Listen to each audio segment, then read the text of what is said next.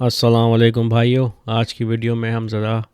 دیکھتے ہیں کہ یہ صاحب جو ہیں وہ کیا بات کر رہے ہیں شفاعت کے بارے میں محمد کی۔ اور وہ لوگ آپ میں سے جو سنی یا شیعہ گھرانوں میں پلے بڑے ہیں تو آپ کو پتہ ہوگا کہ یہ بات بڑی ایک کامن سی ہے۔ مسلمان یہ سمجھتے ہیں کہ وہ محمد کے امتی ہیں، اس وجہ سے محمد جو ہیں وہ ان کے لیے شفاعت کریں گے، قیامت کے دن وہ بچا لیے جائیں گے۔ اور یہ جو ہے ان کی حدیثوں سے ان کو بات ملتی ہے، جو میں بار بار کہتا رہتا ہوں کہ حدیثیں جو ہیں وہ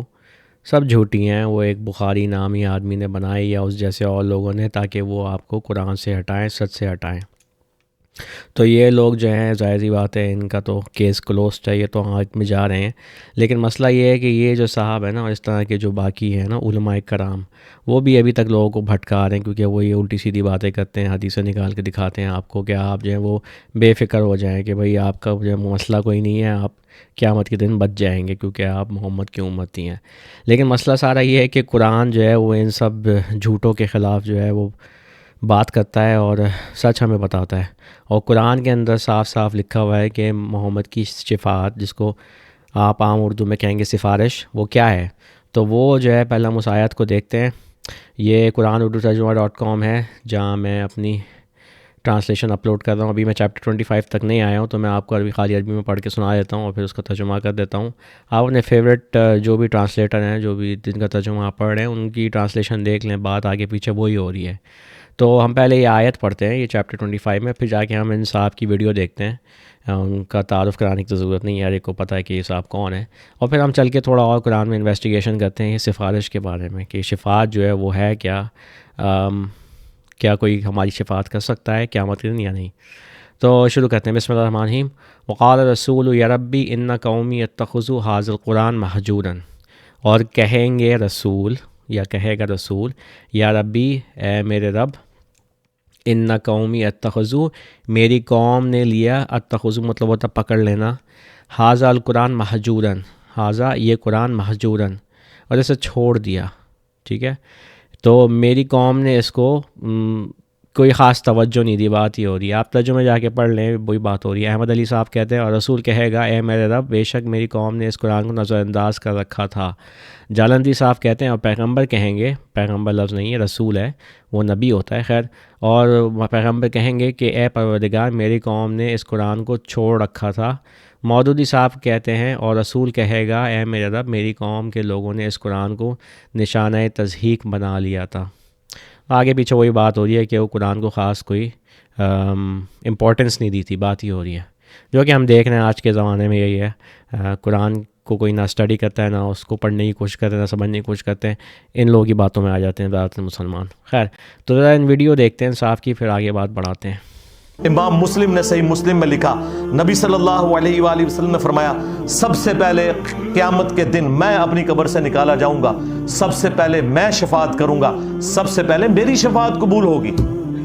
پھر امام مسلم نے ہی لکھا صحیح مسلم کے اندر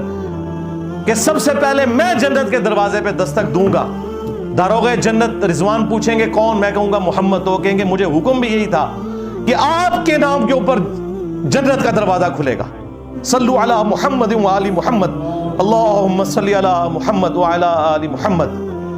تم لوگوں نے ہمارے نبی کے ساتھ غداری کی ہے، بھائی اب قیامت تک میری ویڈیوز تمہیں ہانٹ کریں گی۔ تو یہ ان کی کچھ باتیں ہیں یہاں جو میں کھولنا چاہ رہا تھا، قرآن کیا کہتا ہے ان باتوں کے بارے میں۔ ضروری یہ باتیں سمجھنا، کیونکہ یہ ان کے جو امام ہیں نا، یہ بخاری اور یہ مسلم، یہ سب آگ میں لے کے جا رہے ہیں لوگوں کو، انہوں نے جھوٹ گھڑے ہیں، اور وہ جو ہیں لوگ ان کو، یہ اس طرح کے لوگ ان کو آگے بڑھاتے ہیں، پبلش کرتے ہیں، پبلسٹی دیتے ہیں۔ کیونکہ قرآن میں جو ہے پہلی بات یہ ہے کہ رسول جو تھے محمد، ان کو کوئی غیب کا علم تھا ہی نہیں،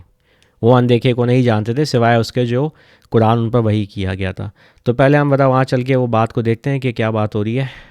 کیونکہ اگر یہ بات آپ سمجھ گئے تو پھر یہ جو سٹوری ہے نا کہ محمد جو ہیں وہ پہلے جو ہیں قبر سے نکالے جائیں گے اور وہ دستک دیں گے، یہ سب باتیں جو نا پھر آپ کو سمجھ میں آ جائے گا کہ یہ جھوٹ ہے، کہ محمد نے تو پہلی بات ہے یہ بات ہے کبھی کہی نہیں، اور دوسری بات یہ ہے کہ محمد کو جو ہے وہ علم ہی نہیں تھا، قرآن ہی صاف ہمیں کہہ رہا ہے۔ تو پہلے ہم لوگ ذرا پڑھتے ہیں، یہ چیپٹر 7 ہے، الاعراف 187 آیت سے شروع کرتے ہیں۔ اور یہاں آپ کو صاف دکھ جائے گا کہ محمد کو تو خود جو ہے جو بات کہی جا رہی تھی، ان کے منہ میں بات ڈالی جا رہی تھی، وہ یہ تھی کہ تم کہو انسانیت سے ایک بات کہ میں نہیں جانتا غیب کا علم، مجھے غیب کا علم نہیں ہے۔ تو یہ شروع کرتے ہیں آیت 187 سے، بسم اللہ الرحمن الرحیم۔ وہ پوچھیں گے تم سے گھڑی کے بارے میں، کب آمد ہے اس کی، کہو اس کا علم صرف میرے رب کے پاس ہے، کوئی نہیں ظاہر کر سکتا اس کا وقت سوائے اس کے، بھاری ہے وہ آسمانوں اور زمین پر، وہ نہیں آئے گی تم پر مگر اچانک سے۔ وہ تم سے پوچھیں گے کہ جیسے انہیں بڑا خیال ہے اس کا، کہو اس کا علم صرف خدا کے پاس ہے، اور لیکن زیادہ تر آدمی نہیں جانتے۔ ٹھیک ہے، تو یہ جو ہے نا اینڈ ٹائمز کی جو اسٹوریاں آپ کو سناتے رہتے ہیں نا مسلمان، اسپیشلی اس طرح کے مولوی، کہ جو ہے محمد نے پریڈکٹ کیا تھا کہ کیا کیا چیزیں ہوں گی آخرت کے آنے سے پہلے سے، وہ یہاں تو آپ کو صاف کہا جا رہا ہے کہ محمد کو نہیں پتہ، ٹھیک ہے، کیونکہ محمد کیونکہ اس کا علم صرف خدا کے پاس ہے۔ تو اچھا، اب یہاں 188 پہ بات اور کھلتی ہے، کہو میں طاقت نہیں رکھتا اپنی جان کے لیے فائدے اور نقصان پر سوائے وہ جو خدا چاہیں، اور اگر مجھے غیب پتہ ہوتا تو میں بہتر میں سے حاصل کر لیتا، اور مجھے برائی نہیں چھوتی، میں تو صرف ایک ڈرانے والا اور خوشخبری دینے والا ہوں ان لوگوں کے لیے جو یقین رکھتے ہیں۔ یہ جو نا رسول کا کام تھا، ڈرانے والا، خوشخبری دینے والا، اور جو باتیں ان کو پتہ تھی وہ قرآن میں آپ کے سامنے موجود ہیں، اس کے علاوہ کوئی اور علم محمد کو نہیں ملا۔ قرآن جو ہے وہ بار بار یہ بات کہتا ہے کہ جو تم پر وحی کیا گیا ہے اس پر چلو۔ تو یہ جو ہے پھر یہاں سے آپ کو سمجھ میں آ رہا ہے کہ یہ حدیث کتنی خطرناک ہے۔ اچھا، میں چاہتا تھا کہ تھوڑا جا کے شفاعت کے لفظ پہ سرچ کروں، آپ کو دکھاؤں کہ قرآن جو ہے وہ کیا بات کرتا ہے شفاعت کے بارے میں، جس کو اردو میں سفارش کہتے ہیں، کہ شفاعت تو کسی کی قبول ہونی نہیں ہے، کوئی سفارش نہیں کر سکتا آپ کی آخرت کے دن، اور قرآن اس بات کی تصدیق کرتا ہے۔ مسئلہ افسوس یہ ہے کہ یہ مولوی جو ہے نا، یہ آپ کو پڑھ کے سناتے ہیں، آیات تلاوت کرتے ہیں، لیکن کیونکہ ان کے خود دل جو ہیں وہ بند ہوئے ہوئے ہیں، تو یہ بات سمجھ نہیں پاتے کہ قرآن کیا بات کر رہا ہے، اور یہ جھوٹ بولتے ہیں خدا کے بارے میں، جھوٹ بولتے ہیں محمد کے بارے میں، رسول کے بارے میں، کہ انہوں نے یہ کہا، انہوں نے وہ کہا، جبکہ انہوں نے ایسی کوئی بات کہی ہی نہیں ہوگی، کیونکہ وہ تو قرآن پہ چل رہے تھے، جو قرآن پر وہی ہوا تھا وہ اس کے حساب سے باتیں کر رہے تھے، جو قرآن میں باتیں آپ بھی پڑھ سکتے ہیں جا کے۔ تو ہم لوگ یہاں سے پڑھتے ہیں، سورہ البقرہ سے آیت 48 ہے، اور اس دن سے ڈرو جب کوئی جان کسی جان کے کام نہیں آئے گی، اور اس سے سفارش قبول نہیں کی جائے گی، اور اس سے معاوضہ نہیں لیا جائے گا، اور ان کی مدد نہیں کی جائے گی۔ دیکھا، یہ عربی میں پڑھ لیتے ہیں، ولا یقبل منہا شفاعۃ، ٹھیک ہے، یہ شفاعت ہے جس کی بڑی باتیں ہوتی ہیں نا، کوئی سفارش قبول نہیں ہوگی، نہ کوئی پیسے لیے جائیں گے، رینسم جس کو انگلش میں بولتے ہیں، تاوان،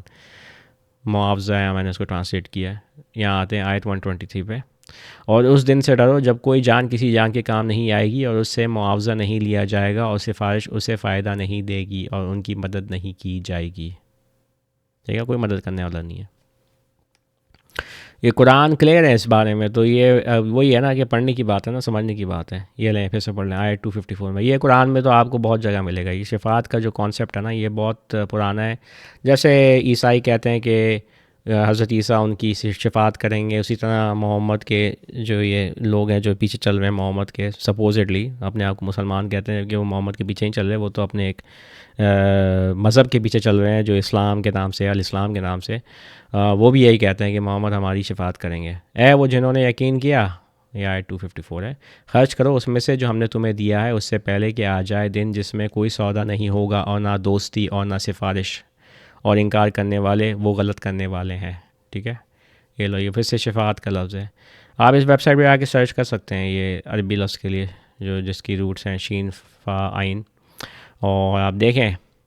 جا کے پڑھیں آیات، یہ بار بار یہ بات جو ہے قرآن میں ہوتی ہے، یہ ایک جگہ نہیں ہو رہی، بہت جگہ ہو رہی ہے، یہ بار بار جو ہے اس بات کو دہرایا جا رہا ہے کہ کوئی شفاعت قبول نہیں ہوگی۔ ٹھیک ہے، تو ہاں، تو یہ جو ہے میں نے کچھ آیات جو ہیں جمع کی تھی دکھانے کے لیے آپ کو کہ یہ صاحب جو ہیں یہ کتنا بڑا جھوٹ بول رہے ہیں، اور یہ جیسے اور بھی ہیں جو صبح شام آپ کو یہ جو ہے ایک طرح سے بے فکری کے عالم میں ڈالا ہوا ہے مسلمانوں کو، کہ وہ سمجھتے ہیں کہ نہیں جی ہم بچ جائیں گے کیونکہ ہم امتی ہیں۔ ایسی کوئی بات نہیں ہو رہی ہے،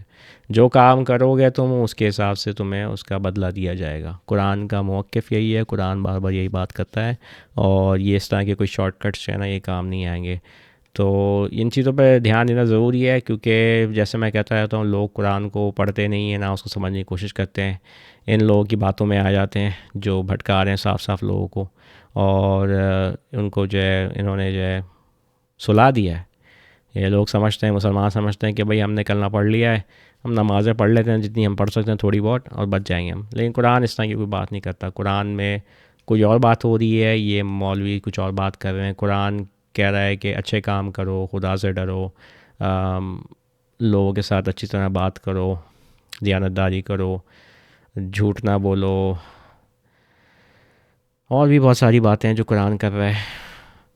اور انہوں نے جو ہے اس کو بس ایک چیز بنا لیا ہے کہ بھئی یہ ہمارا ریلیجن ہے الاسلام کا، اس پہ ہم چل رہے ہیں، جو اندر اپنے موجودات سے ہم نے سیکھا ہے، اور ہم اس پہ چلتے جائیں گے، اور ہم زندگی میں تو جوتے کھا ہی رہے ہیں، لیکن آخرت ہماری سنور جائے گی. لیکن ایسا کوئی چکر نہیں ہے.